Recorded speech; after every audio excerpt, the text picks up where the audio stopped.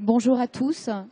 Alors tout d'abord, pour reposer le contexte d'organisation de cette intervention, elle est le fruit d'un groupe de réflexion qui s'appelle Initiative Soignante. L'initiative de ce groupe revient à Madame Coudrier, qui est DG honoraire du CHU de Nantes. Et puis ça a été réalisé avec l'appui de PG Promotion et la collaboration de différents partenaires dont vous retrouverez les logos sur la partie inférieure du slide. Nous avons souhaité proposer des interventions qui valorisent des expériences professionnelles en lien à la pluriprofessionnalité autour du parcours du patient. Des tables rondes ont été organisées par ce groupe. Certaines ont eu lieu ce matin, d'autres auront encore lieu à suivre d'ici ce soir, que je vous invite à aller voir, à aller écouter. C'est dans le cadre de ce groupe de réflexion qu'a été pensée la présentation qui va vous être proposée aujourd'hui. Elle est menée par 4 professionnels qui exercent au sein de 2 Maya. Dans un premier temps, ces professionnels vont vous exposer la méthode Maya, puis leurs métiers respectifs à travers leur parcours, leurs expériences, des gestions de situations très concrètes de différentes situations. Par la suite, vous pourrez leur poser toutes les questions que vous penserez nécessaires et utiles. Je leur passe donc la parole.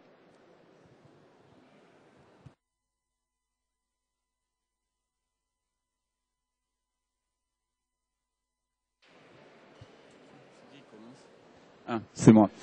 François Barrière, c'est facile, je suis le seul gars. François Barrière, je suis donc pilote de la Maya 13 Pays Salonnais. Donc Natacha Louis, moi je suis gestionnaire de cas, également la Maya 13 du Pays Salonnais. Donc bonjour, moi je suis Emmanuelle Lanoux, je suis gestionnaire de cas à la Maya de Nantes. Et Sabrina Trotté, donc moi je suis coordinatrice parcours patient, mais au sein du CHU de Nantes et non pas dans une Maya, un petit peu différent.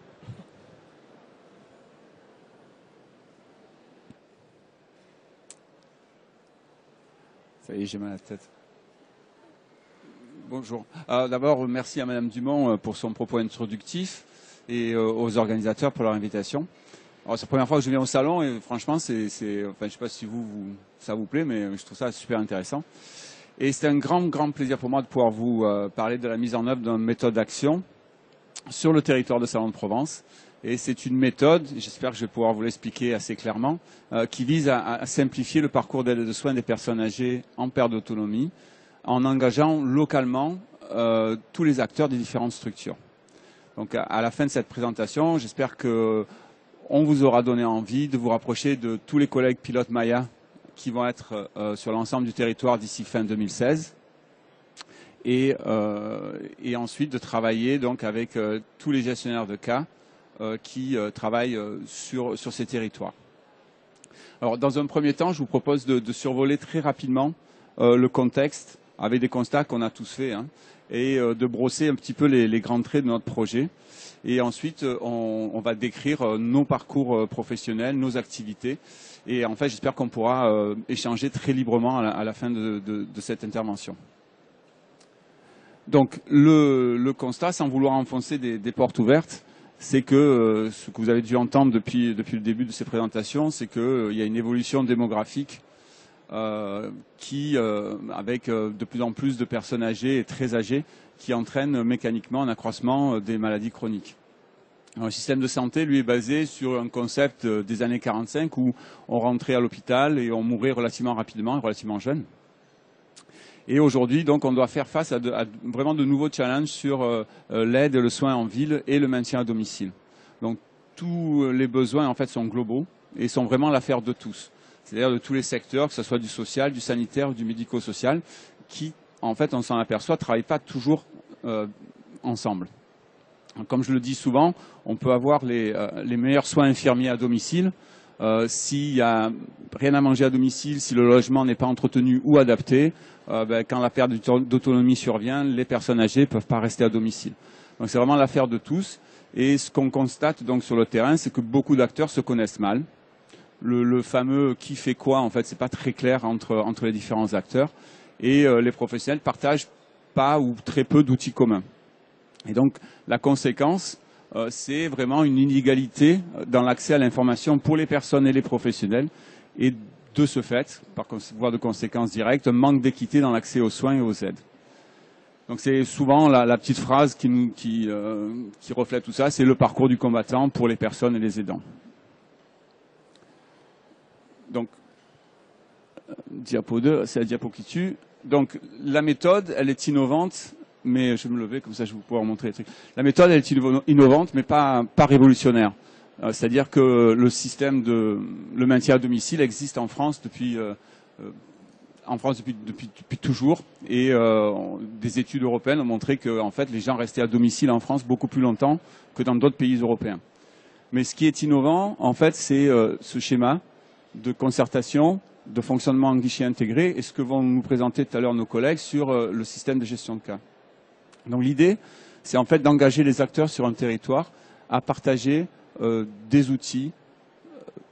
Et donc, un des premiers outils que je dois mettre en place, je vais aller très vite, hein, après on fera place aux questions, c'est ces temps de concertation à différents niveaux.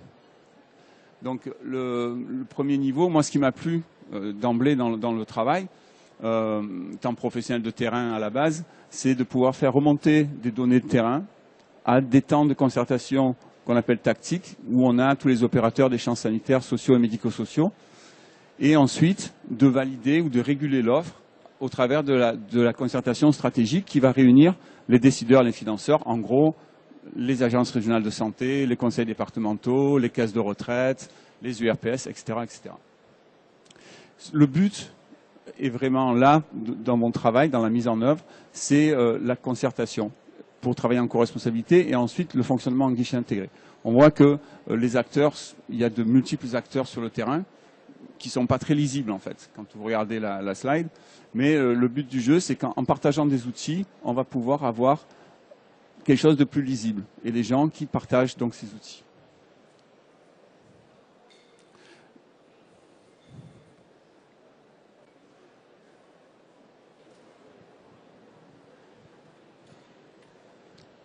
Du coup, on voulait vous présenter nos métiers et la particularité de ces métiers qui sont innovants. Donc, je commence par mon métier. Donc, je suis coordinatrice parcours patient. Alors, c'est un poste qui est expérimental depuis bientôt 3 ans au CHU de Nantes, qui découle quand même de la Maya, puisque la Maya a été portée, entre autres, par le CHU de Nantes sur le territoire de Nantes et son agglomération.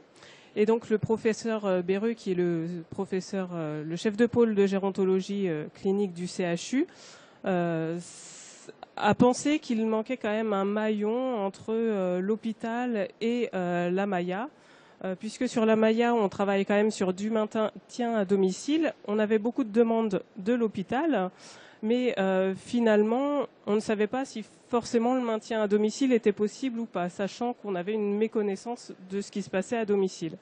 Donc il s'est dit, pourquoi pas créer un poste qui ferait ce maillon manquant, qui ferait du lien entre l'hôpital et entre ce qui se passe à domicile. Donc les particularités du poste, c'est que nous sommes interpellés par des services du CHU de Nantes qui ont été désignés au préalable, avec lesquels on travaille, sur des situations dites bloquantes d'amont ou avec une difficulté d'aval. Donc on travaille avec des personnes âgées de plus de 60 ans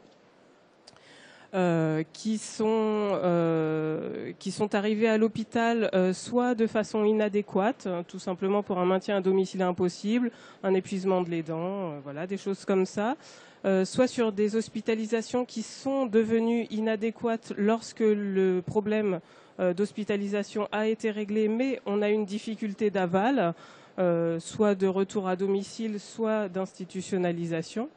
Ou sinon, il y a eu plusieurs hospitalisations à répétition en moins de 3 mois, qui nous fait dire que le maintien à domicile, quand même, il est compliqué et qu'il va falloir travailler de façon assez intense pour que ça marche.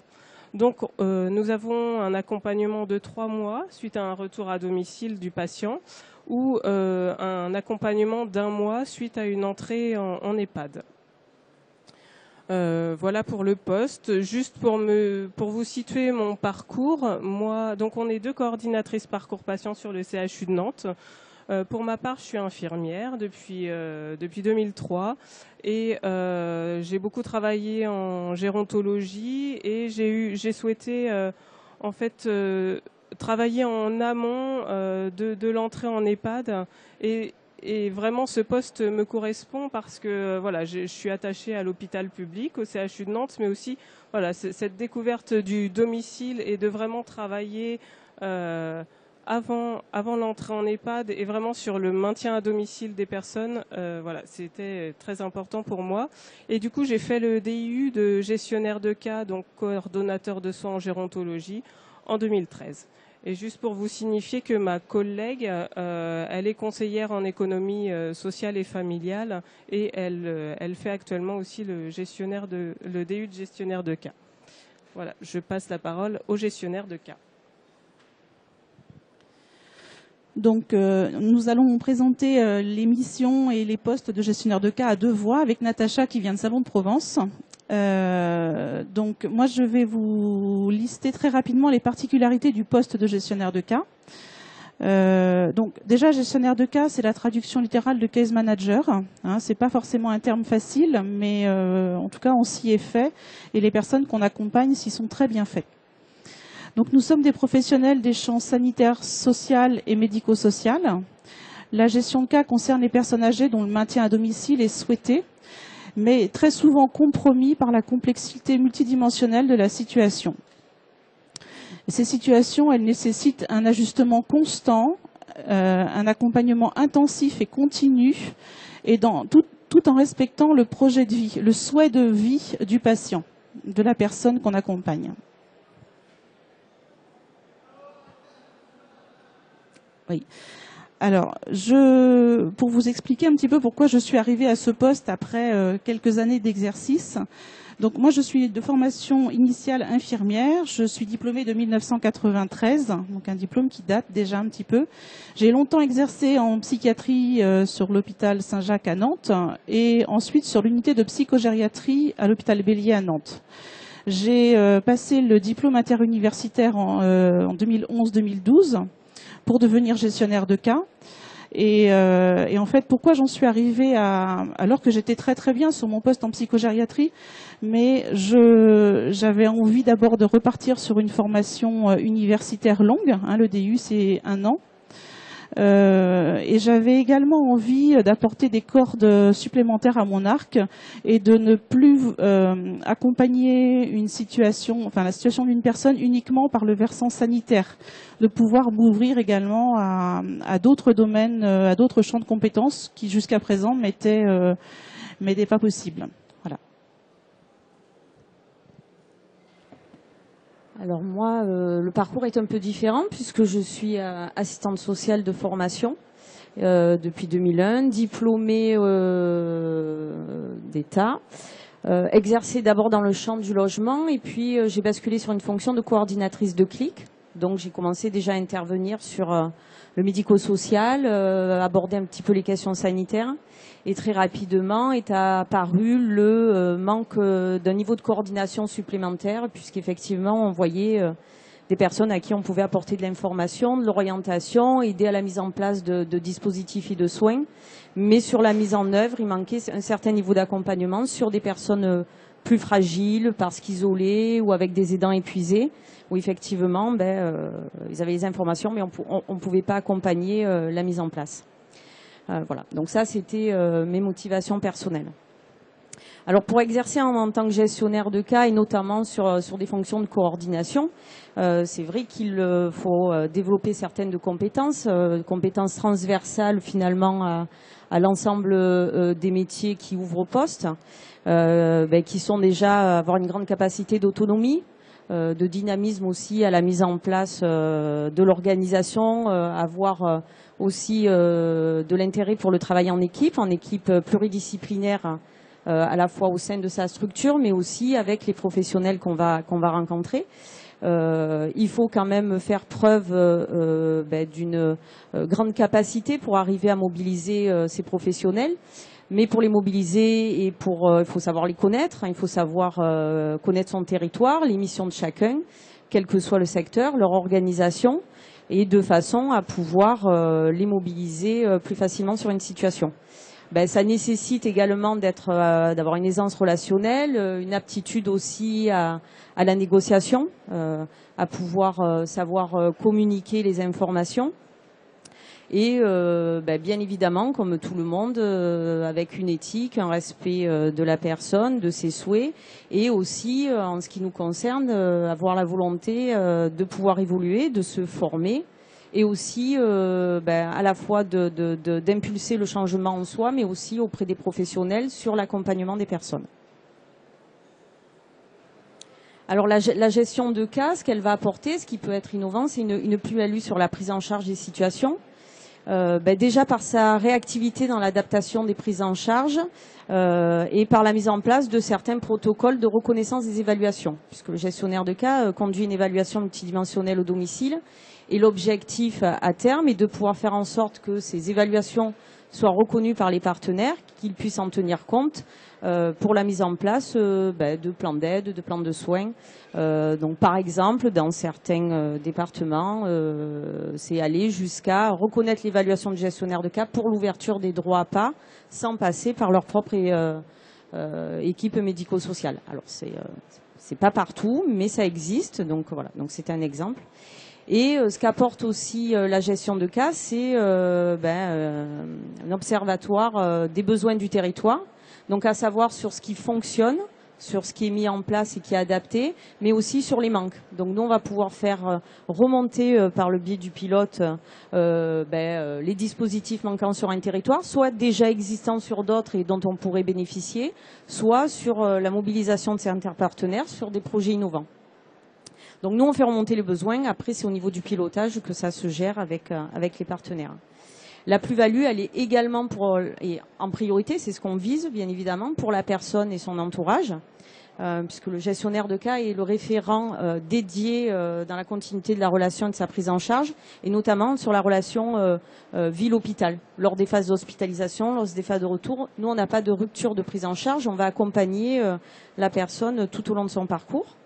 On est extrêmement disponible pour cet accompagnement et ce soutien, puisqu'on a un nombre de patients limité à prendre en charge, dans la mesure où on nous demande une coordination intensive, continue, sans fin de prise en charge. Il faut effectivement qu'on ait un nombre limité de patients à accompagner, et bien sûr donc avoir la connaissance globale et approfondie de la situation. Et pour les partenaires, la plus-value, de la même manière, on devient le référent de la continuité de l'information dans l'approche de la situation, du fait de cette connaissance approfondie. On est également disponible pour compléter nos propres évaluations, c'est-à-dire que nous, on va apporter des éléments, mais on va aussi se servir des expertises des professionnels pour nos propres évaluations, développer ce travail en collaboration et co-responsabilité sur la situation, et bien évidemment leur apporter la connaissance qu'on a, nous, du réseau clinique du territoire. Avant de passer à la gestion concrète de l'accompagnement d'une situation, on vous propose que François présente la fonction du pilote. Alors, vous avez bien compris, la Maya, c'est un projet national avec des déclinaisons locales. C'est un projet qui est ambitieux et innovant, et c'est vrai que le pilotage territorial, c'est, pour le pilote en tout cas, un formidable challenge, et avec un besoin de gestion de projet en fait que je qualifierais de multitâche.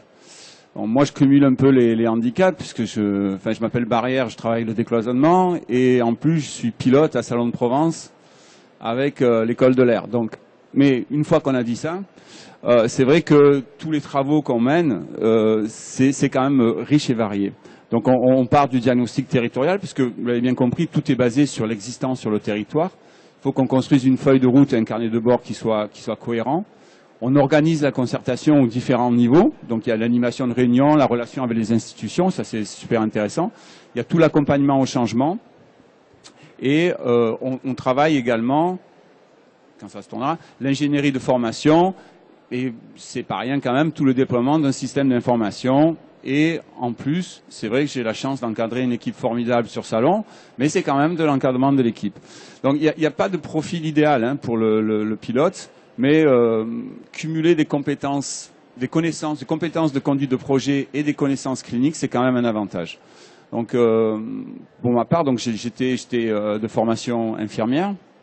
Je travaillais longtemps comme infirmier libéral sur une commune de mon territoire. Donc j'étais très impliqué dans le monde associatif, syndical. Et puis en fait, je voulais partir dans la formation. J'ai fait un master 2 en sciences de l'éducation sur la formation en encadrement en travail social. Et on a répondu en fait à l'appel à candidature Maya. Et le poste m'a séduit, comme je vous le disais, parce que il y avait cette circulation de l'information, se baser sur les données. Donc concrètement, ce qui se passe en ce moment, c'est que il y a quand même un appel à candidature pour tous ceux qui seraient intéressés par le poste, pour 50 nouvelles Maya en France. Donc il y aura des postes de pilotage qui vont se libérer. Et pour ma part, donc j'ai eu une formation prise de poste en 2011. Et il y a des groupes d'analyse de pratique qui maintenant sont menés par le HESP, donc l'école de haute études en santé publique, et qui développent cette année pour la première fois un diplôme d'établissement pilotage territorial, et qui va permettre en fait de valider un petit peu l'expérience professionnelle que l'on a. C'est pas du tout un métier encore, hein, le poste de pilote, et aussi dans le cadre de la formation continue.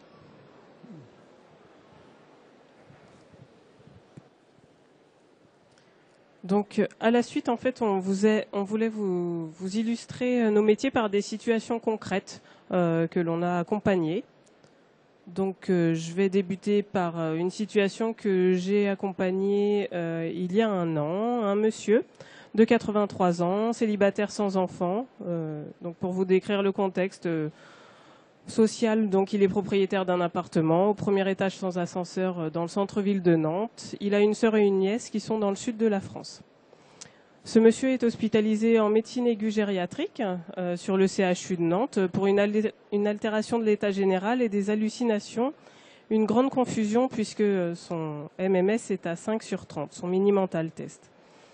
Voilà, donc il arrive dans ce service de médecine et voilà, le projet de soins, le projet de vie qu'on essaye d'élaborer avec ce patient confus est un projet d'EHPAD parce que malheureusement, voilà, dans l'état actuel des choses, il ne peut pas rentrer chez lui, sa famille est loin et ne peut être aidante et présente.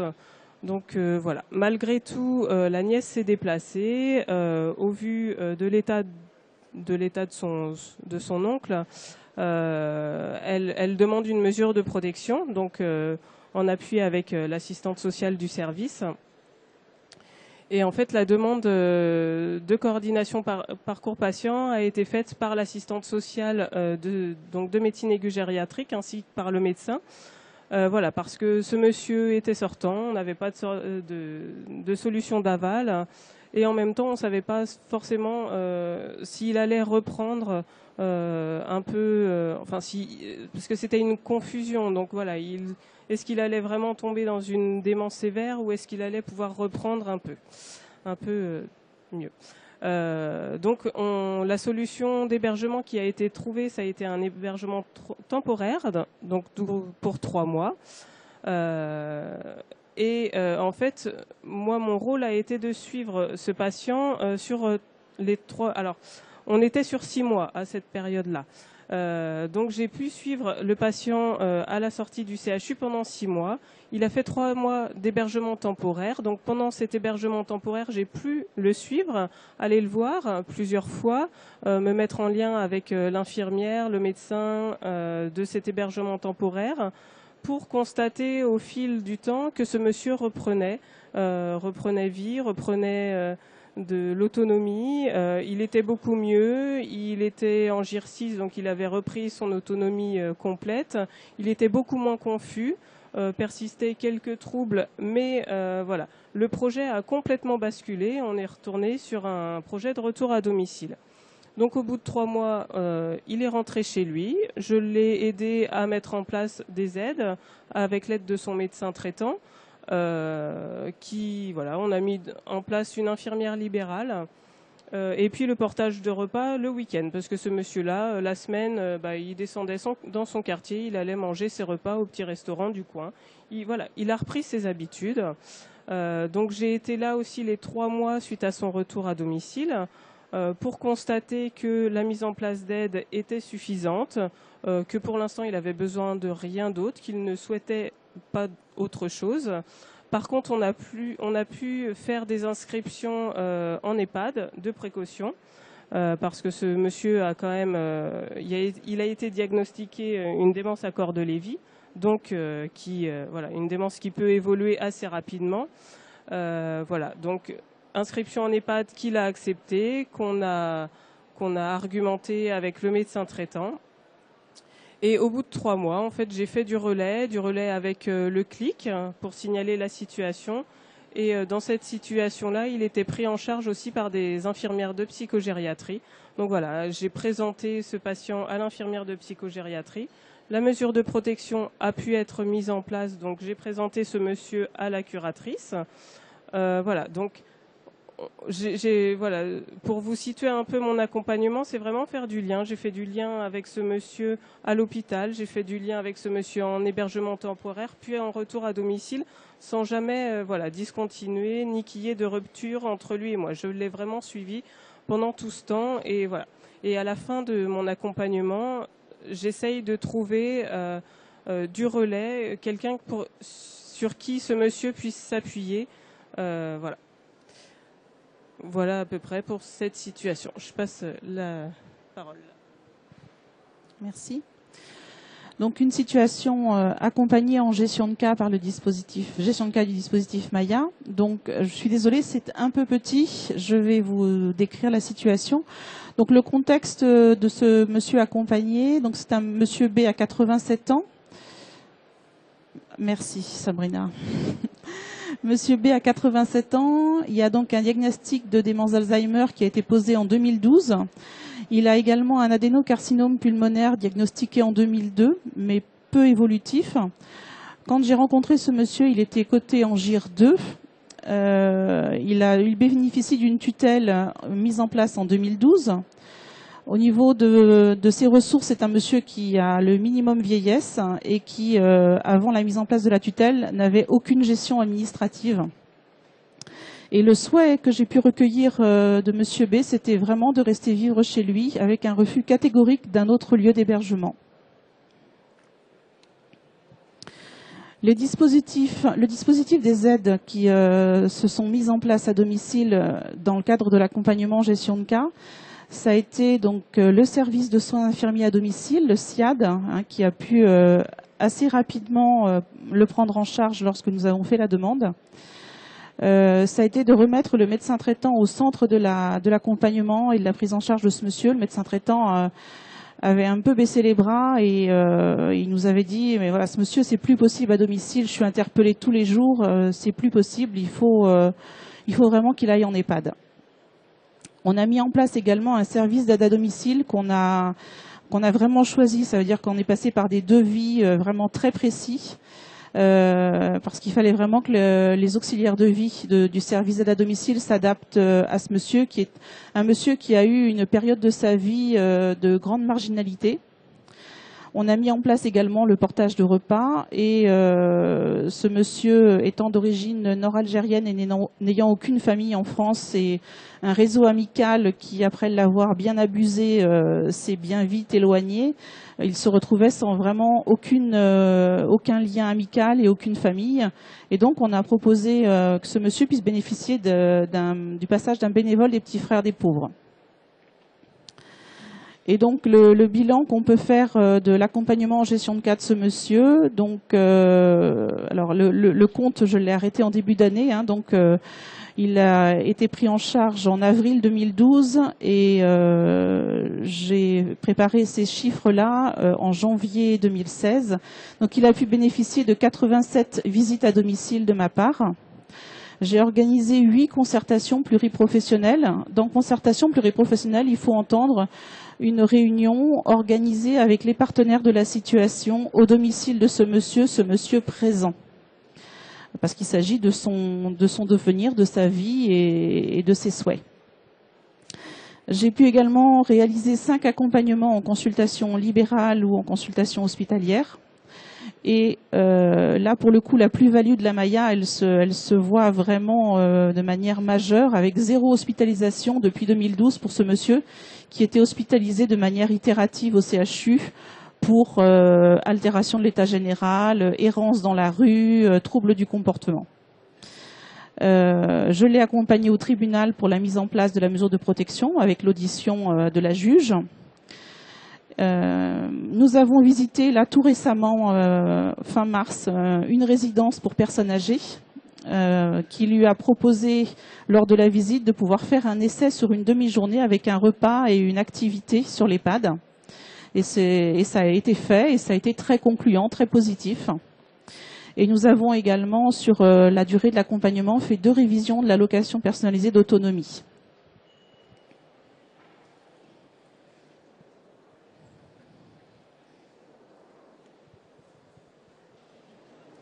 Alors, merci à vous 4. Ce que j'ai particulièrement entendu dans vos interventions respectives, c'est des métiers qui font du lien. Alors, étant de culture infirmière, je vais dire qu'ils font du lien plus, avec un décloisonnement de la ville, de l'hôpital, mais aussi un décloisonnement des ressources au sein du territoire lui-même, avec une vraie connaissance qu'on sent fine des réseaux à mobiliser sur ce territoire. Vous semblez accompagner des situations très complexes et ce que je retiens particulièrement, c'est le respect de la volonté au plus près de ce que peut demander la personne que vous accompagnez. La notion de projet de vie et de coller au plus près à ce projet de vie. J'entends beaucoup aussi l'intérêt d'une collaboration de professionnels de filières différentes, professionnels de filière infirmière soignante, professionnels de filière sociale pour vous. Et puis j'entends aussi l'évolution de ces métiers qui sont en devenir avec des formations qui se montent, hein, le HESP, etc. Et je vous remercie pour la qualité de vos interventions, vraiment. Et je vous passe la parole sur la salle pour les questions que vous pourriez souhaiter poser.